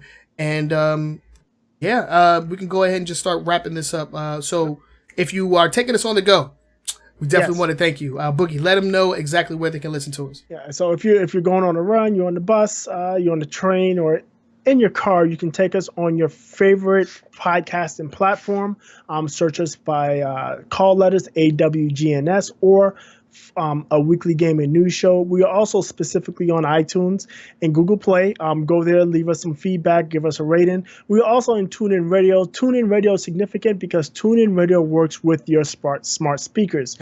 Just call, say the wake up word, and say listen to A Weekly Gaming News Show on TuneIn, and it will play the latest episode for you hands free. Yep. Yeah, and I think that's about it. This has been A Weekly Gaming News Show, episode 88. We want to thank you all for tuning in, whether you're watching us live or you're watching us after the fact. Thank you. This is a podcast that, it's all about you guys, though. So if you have any suggestions, we definitely want to, take them to heart. We would definitely want to implement anything that we possibly can. So let us know. Give us your feedback. We greatly appreciate it. And shouts out to, everybody that is tuning in and watching us live. We definitely appreciate that. So let's go ahead and close this thing down. We are your hosts with the most. My name is Trenell, but they call me True Sonic. I'm Todd. I can be found as Up Jump the Boogie to the rhythm the beat. And we will catch you guys next week. Peace.